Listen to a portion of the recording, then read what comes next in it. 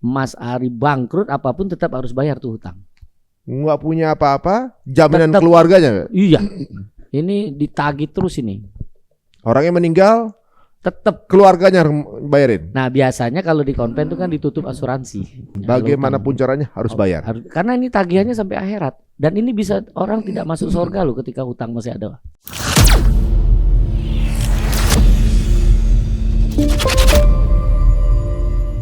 Tapi kalau saya bilang, Mas Ari saya utang 100, boleh. Kapan bayarnya? Sepekan lagi. Tapi nanti tambah ya Rp1 riba. Kalau dikasih keharusan itu, Iya. cuma itu aja bedanya. Naam. Astagfirullahaladzim. Anak saya salah kalau gitu selama ini. Nah. Saya nggak mau terima lebihannya, takut dosa. Enggak, justru itu kita orang ini orang Islam yang tahu. Dia berterima kasih kepada manusia, maka dia akan berterima kasih kepada Allah. Oh. Jadi orang yang berterima kasih pada Allah, dia berterima kasih pada manusia. Yang penting kewajibannya udah selesai. Iya. Yang penting tidak ada syarat. Jadi riba itu karena ada syarat. Oh gitu. Jadi ibaratnya kewajibannya bayar pokok. Kewajiban. Ketika dia mau melebihkan itu jatuhnya hadiah. Hadiah. Dan itu halal diterima. Halal. Saya salah berarti selama ini. Jujur tuh. Saya pikir tuh. Sepanjang tidak ada syarat ya. Kalau ada syarat ya. Iya. Jadi kalau ada syarat hatta Rp1 jadi riba. Dan itu di bank konven syarat. Harus memang. Iya. Nah itu hutang. Sementara kalau pinjam, ya. Kalau pinjam itu tidak berpindah hak kepemilikan.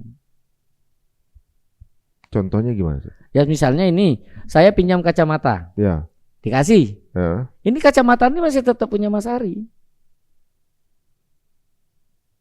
Sebenarnya cuma perbedaan dari status aja ya. Karena satu berpindah, satu enggak. Oke. Makanya salah besar kalau kita bilang pinjam uang. Jadi memang hutang uang. Nah. Pinjam adalah untuk barang. Pinjam untuk barang. Karena kalau pinjam uang, itu kan harusnya kita untuk belanja. Ya. Untuk memberi. Padahal itu bukan milik kita. Kok kita belanjain? Tipis ya guys. Ini kalau nggak dengerin secara seksama, ketinggalan kamu. Kayak tadi 100 balikin 200 aja. Ternyata boleh ya.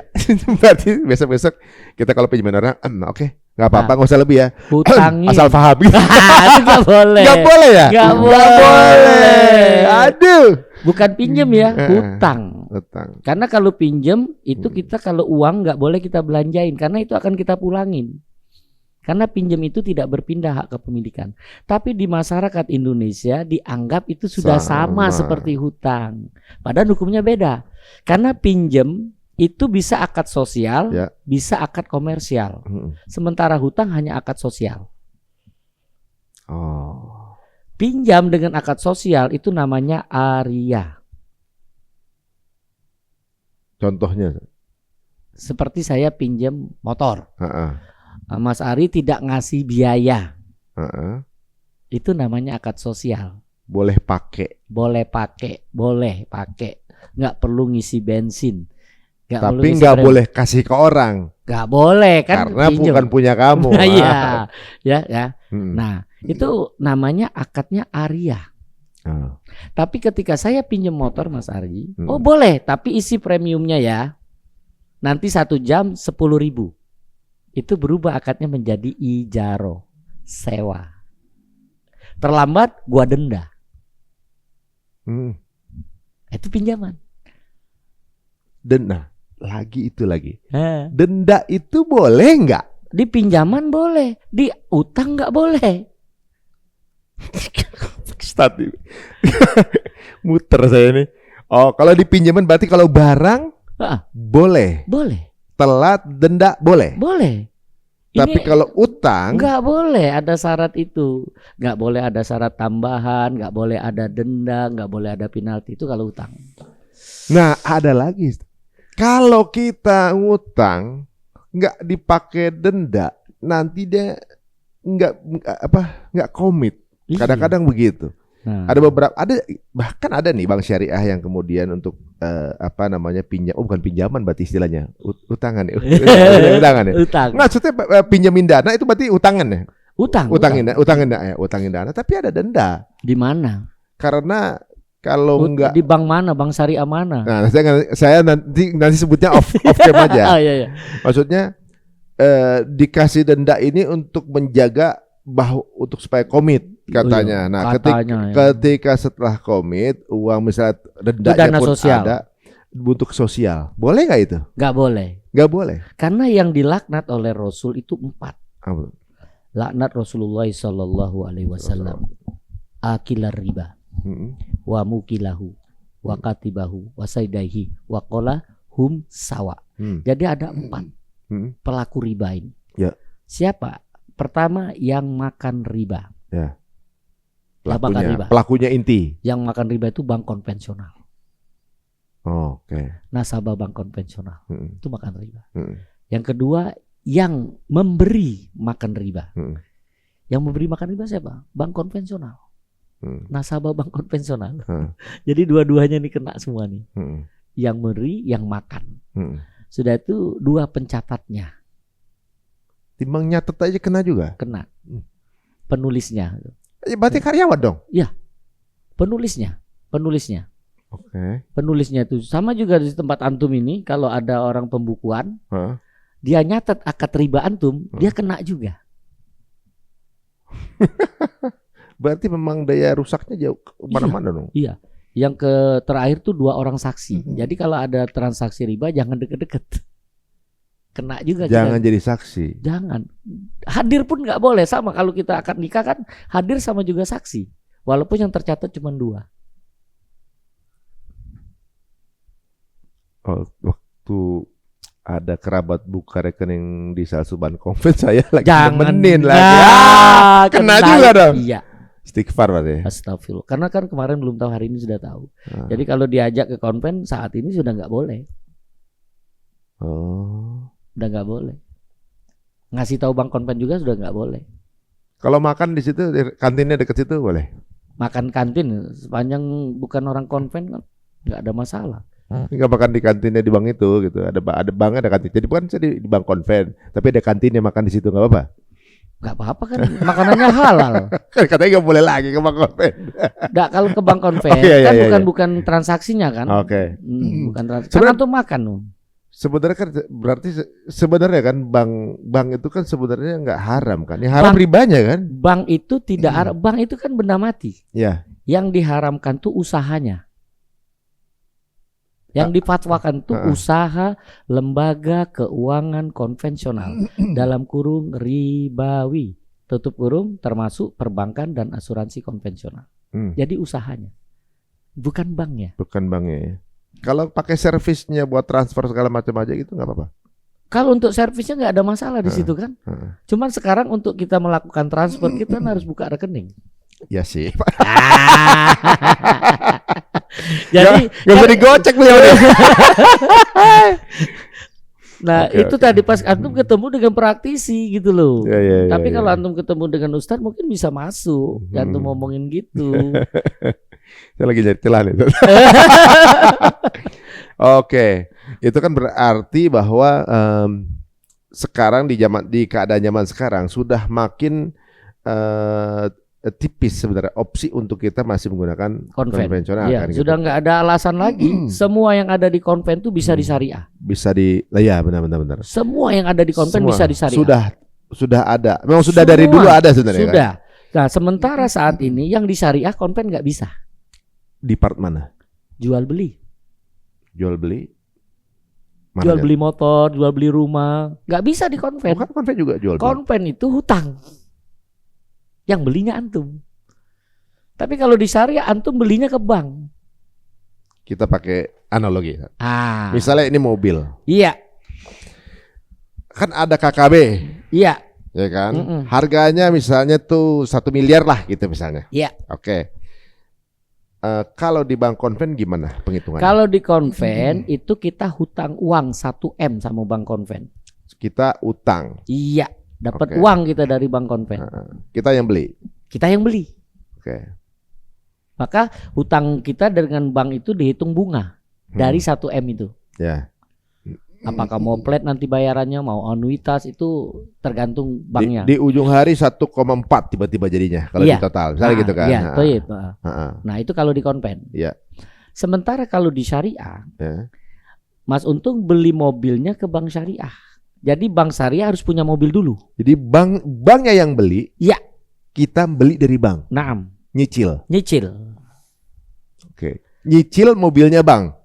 Mobil bank. Berarti suratnya nggak bisa langsung. Kalau surat bisa itu kan hukum dunia kalau surat. Oh, I see. Tadinya saya pikir surat pindah dulu ke bank.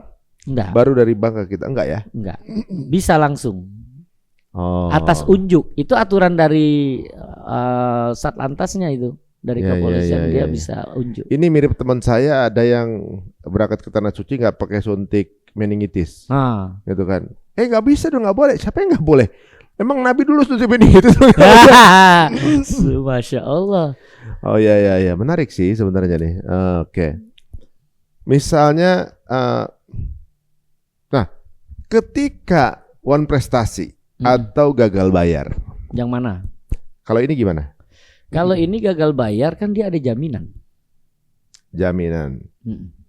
Gagal bayar, ininya dikembalikan atau ininya dijual? Nah, itu udah jadi milik dia kan? Dia jadi milik dia kan, hutang itu berpindah hak kepemilikan. Jual beli berpindah hak kepemilikan. Misalnya ini baru 500 terus gagal bayar.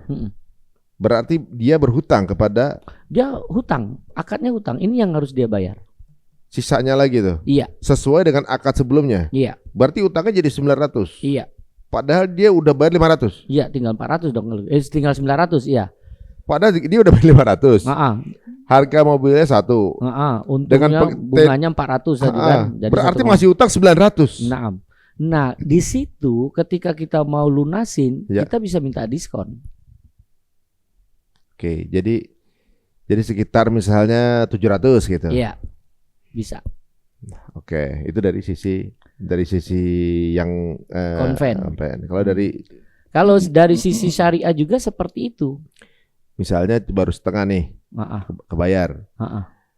Terus bagaimana itu bendanya? Ya, masih kan punya bank? Iya, enggak, sudah punya nasabah dong, kan sudah dibeli. Dibeli kan belum lunas. Iya, kalau akad jual beli, ketika saya jual, saya beli, walaupun belum bayar udah pindah hak kepemilikan. Cuma bayarnya belum selesai. Nah, masing-masing penyelesaiannya kalau ini kan sisanya dibayar tuh. Sama, di sini juga. Kan ini sama-sama tinggal sisa hutang. Oh, mirip memang kalau penyelesaian mirip. Iya, kan sama-sama hutang nih jadinya. Kalau ini hutang uang, kalau ini utang jual beli. Oke, berarti makanya ini yang dianggap kadang-kadang konven sama syariah sama ya ini. Iya. Ini yang paling banyak sebabnya. Iya kan untuk nyicil tapi rumah. Dia pada di sini adalah ada barang, di sini enggak. Gitu. Nah, kalau dari sisi pengusaha nih, tadi Ustadz bilang kalau syariah itu kalau untung misalnya kalau di konven bisa ambil gede. Tapi kalau lagi rugi nggak mau tahu banknya gitu kan. Kalau di syariah sama untung sama rugi. Iya. Nah, gimana tuh simulasinya? Jadi yang ini posisi yang di mana nih, Mas Ari? Konven dulu. Kalau konven itu kan hutang. Mas Ari bangkrut apapun tetap harus bayar tuh hutang. Nggak punya apa-apa, jaminan tetap, keluarganya. Iya. Ini ditagih terus ini. Orangnya meninggal, tetap keluarganya bayarin. Nah, biasanya kalau di konven itu kan ditutup asuransi. Nah, asuransi saya nanya lagi nih kalau gitu ntar. Iya. Nah, ditutup asuransi untuk penyelesaian. Iya. Nah, kan aman itu untuk urusan dunianya. Gitu kalau di sini. Kalau di situ. Jadi pokoknya kalau meninggal utang nggak kuat. Ini harus dibayar ini pokoknya. Bagaimanapun caranya harus bayar. Karena ini tagihannya sampai akhirat dan ini bisa orang tidak masuk surga loh ketika hutang masih ada. Makanya kalau di sini nggak selesai debt collector turun. Nah, itu di konven. Iya. Oke, kalau di syariah? Nah, itu dia. Di syariah itu harusnya ketika dia tidak bayar, Itu kan harusnya masuk ke Al-Baqarah 280, kasih tunda. Ya, kasih waktu. Tunda. Cari problem, ada masalah apa. Karena pada waktu itu saya juga pernah tugas seperti ini. Jadi ketika kita hadir, kalau orang lain nagih, orang yang belum bayar itu ditagih. Marah gitu kan. Kadang-kadang dihakimin, diinterogasi gitu kan. Padahal dalam syariah itu tidak seperti itu. Kita nggak boleh menganalisa, kita nggak boleh mengintrospeksi, menginterogasi dia, nggak boleh menghakimi, nggak boleh mengadjust dia. Nah, kita datang ke sana itu datang dengan memberi berita gembira. Jadi saya datang, misal Mas Ari ini nggak bayar gitu, udah pusing, udah ini teman-teman kita datang tuh dari pusat. Mas Ari jangan bayar. Jadi Anda datang tuh, datang ke Mas Ari jangan bayar kalau nggak punya uang. Oh, seneng nggak? Ya sih. Nah, jadi nggak rugi itu apa bangnya? Kan belum selesai saya ngomong. Oh ya. Ya, tapi sudah seneng dulu kan? Ya, seneng. Karena Mas Ari jangan bayar kalau nggak punya uang. Ya. Tolong informasikan saya. Ada kendala apa? Ya. Tapi kalau Mas Ari punya uang, nggak bayar, ini adalah kezoliman. Zolim nggak masuk surga. Tapi kan itu catatannya harus takut dulu kan. Iya. Makanya kita kalau mau ngakalin gimana tuh? Kita harus berbaik sangka. Kita kan nggak boleh menganalisa. Iya ya. Saya datang dengan baik sangka. Orang yang nggak bayar tuh pasti ada masalah. Dengan baik sangka itu Allah yang memberi kemudahan. Karena hampir sebagian besar yang saya datangi selesai. Ketemu jalannya. Ketemu jalan. Karena itu tadi kita bawa Allah. Karena ini kita sudah bawa syariat. Gak bisa pakai akal kita. Maka sampai saat ini banyak praktisi bank syariat itu dia tidak pakai bajunya sendiri. Karena kalau kita sudah ngomong syariah, kita harus yakin dengan Al-Quran, kita harus yakin dengan hadis Rasul. Dan semua itu dikabarkan. Kalau misalnya dari bisnis itu sama-sama untung, sama-sama rugi, kalau yang konven mungkin bisa ngambil lebih banyak. Tapi kalau utang harus dibayar apapun keadaannya. Kalau misalnya tadi kalau untung misalnya tadi 50-50 misalnya, penghitungan ruginya gimana? Kalau rugi, kalau misalnya tadi akadnya apa? Kalau akad mudharabah kan nanti uang bank 100%. Nasabahnya 0. Ya kan? Untung 50-50. Ketika rugi bank nanggung 100%. Karena uangnya punya bank. Semua. Jadi yang nasabahnya nggak rugi sebenarnya.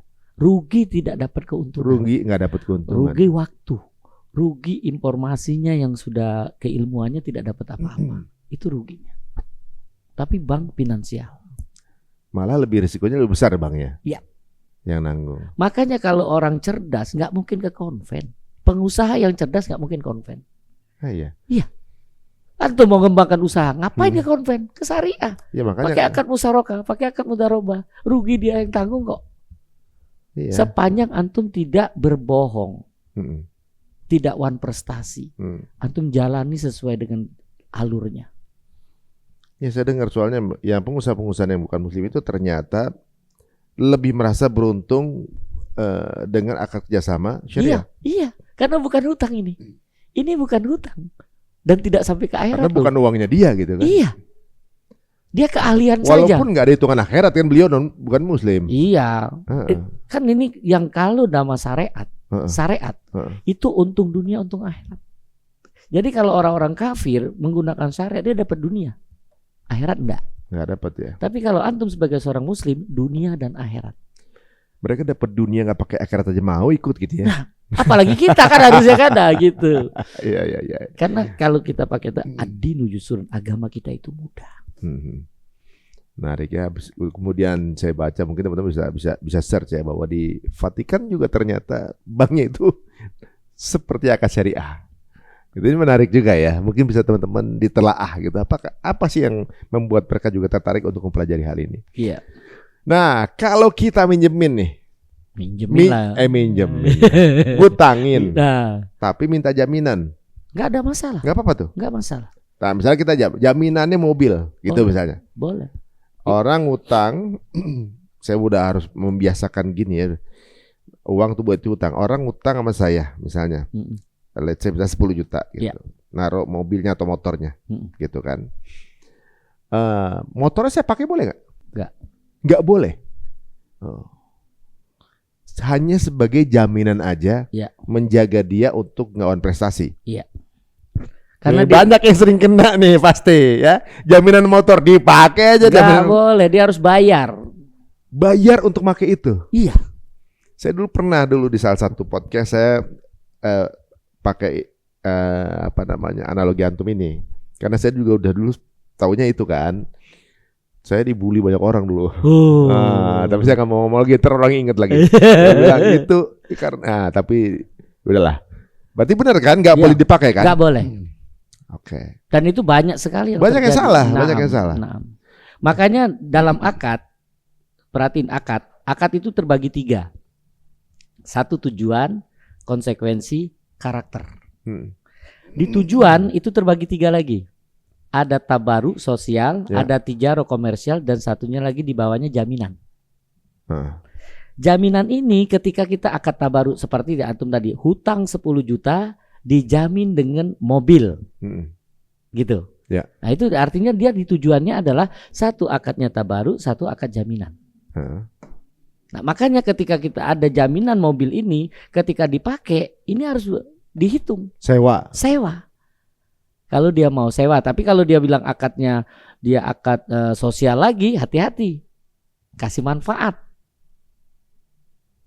Jadi itu semacam manfaat tambahan. Iya, ketika dia manfaat ada kaedah. Kullu qardin jaro manfaat fahuwa riba. Jadi setiap hutang yang datangkan manfaat itu adalah riba.